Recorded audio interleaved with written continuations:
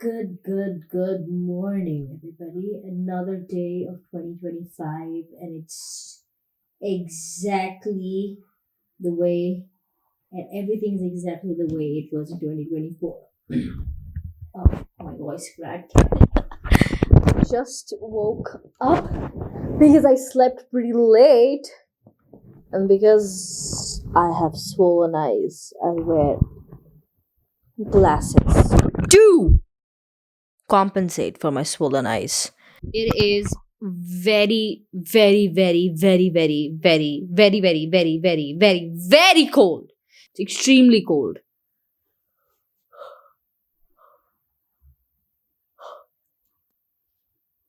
I just wanted to do a Q&A. I have never done a Q&A till today, mostly because nobody asked me any questions in the first place.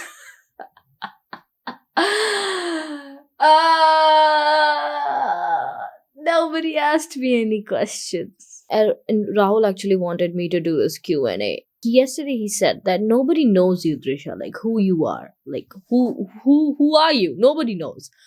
And I'm like, why would anybody care about my existence in this planet anyway? Huh? Huh? क्यों ही मुझे इस दुनिया में कोई इतनी इज्जत और इतना महत्व देगा? There is no reason, nothing, no reason at all. Not a single soul in this planet gives a flying fuck about who I am. So why would I do a Q&A? Why? And he said, just do it, just do it, just do it. And I'm like, I would have done it, but I don't have people asking me questions. Like, I have no question. Nobody's asking me anything. Like, what would I even say in my Q&A? Huh? What? What would I say? Tell me. Like, nobody has asked me anything. So, and he was like, okay, if no one has asked you anything, just talk about yourself. Talk about yourself. Talk about who you are. Well, I know nothing about me. When people say things like, oh, you don't know anything about me, or people say things like my parents don't know anything about me, like my dad doesn't know what my favorite food is or what do I like watching. My mother doesn't know what my favorite color is. Do you even know? Do you know all of these things about yourself? Do you know? Why such high expectations? Why? I don't understand. Why do you want your parents to know what your favorite things are? Why? I'm Indian. And Indian families don't do that shit. We don't care about what our siblings' favorite colors and favorite stuff is. We don't care. We love each other a lot. That's there. We love each other a lot. But we don't give a shit about whose favorite is what. I mean, times are changing now. Parents are getting involved in kids' lives. That's a great thing. Point is that you ask yourself, do you really know what colors you like? Do you really know what food you like the most? I still don't know what my favorite dish is. I don't know what food I like. I like everything. There's nothing that I don't like except green vegetables. I hate green vegetables. I just hate it. I fucking hate it. Apart from that, there's I can't really pinpoint at one thing that I like. I like everything. When it comes to colors, I hate yellow, and I also hate orange, and I also hate green, except sage green and a forest green. Neon colors, correct. Apart from that, I don't really have a problem with any other color. I'm aware of my likes and dislikes to an extent, but when it comes to favorite this, favorite that, favorite whatever, I don't know. I don't know. Before you fucking blame your family for not knowing your likes and dislikes and interests, you ask yourself. Okay? You ask yourself. Alright? Okay? Okay. And it's not a big deal. I've seen people getting really sensitive about their, better halves and people not knowing everything about them. I mean, relax. Relax. Can we relax? Can we all just take a chill pill? Not a big deal. That's okay. Relax. Not a big deal. Or maybe it is a big deal. And I'm speaking this just out of my own trauma. I don't know. What the fuck do I know? What is okay and what's not okay? Anyway, so I was like, now that nobody is asking me any kind of questions, what do? So I did what any intelligent person would do. I went on ChatGPT, my new best friend.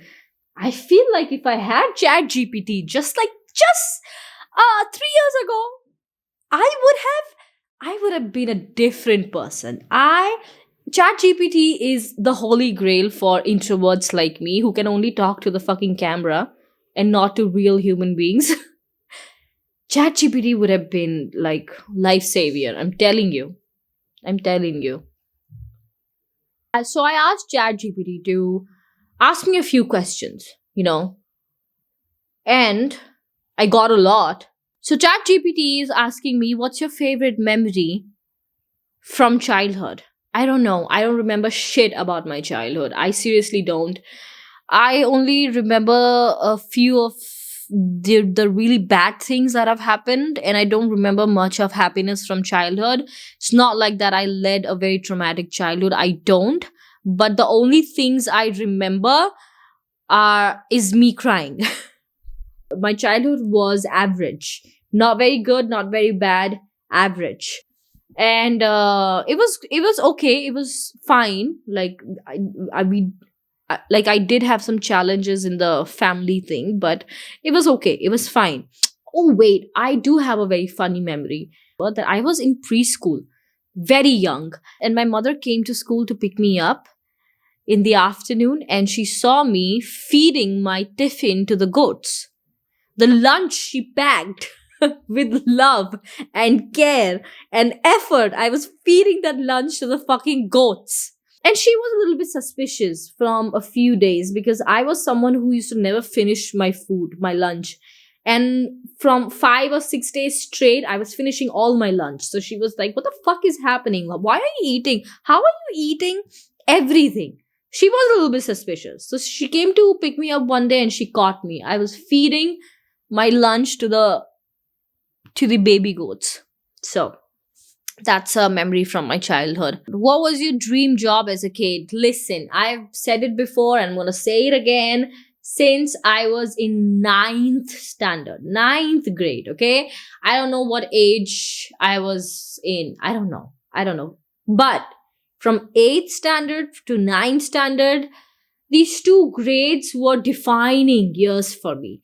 I just knew that I wanted to become a fashion designer. From a really, really, really, really, really young age, I just knew it in my gut that fashion is what I wanted to do. I saw a show of Alexander McQueen back in the days and I was fucking blown away. I was like, who is this guy? I would watch Alexander McQueen's shows. And I completely fell in love with him and his collections. And that's how I knew that I wanted to become a fashion designer. So, did you have a childhood nickname and how did you get it? I am not going to reveal my nickname. Never going to happen. That's never going to happen. Who was your biggest inspiration growing up? Told you, Alexander McQueen. That guy is amazing. Like, only if he were alive today, the fashion industry would have been.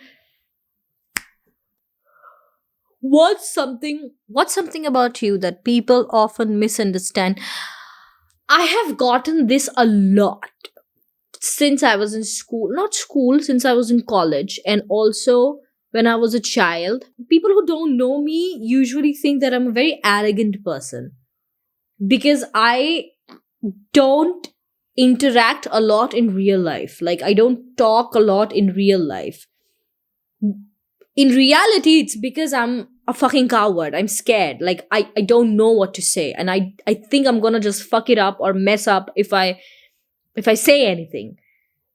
So because of that, people in real life sometimes think that I am a little bit arrogant. So that has happened to me a lot, and I've also heard people talking like that about me back in college. Are you more of a morning person or a night owl? Night owl. There was a time, I have said this 5 million times, that there was a time in my life where I used to sleep at 6 a.m. in the morning and I would get up at 5 p.m. in the evening. So, yeah, definitely a night owl.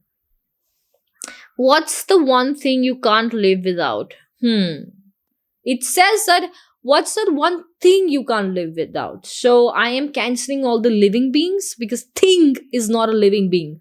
So non living things, I'll say, okay, it's a simple answer. My phone. My phone. I can't live without my phone. Non living thing, it's phone. Living thing, there are a lot of people that I can't live without.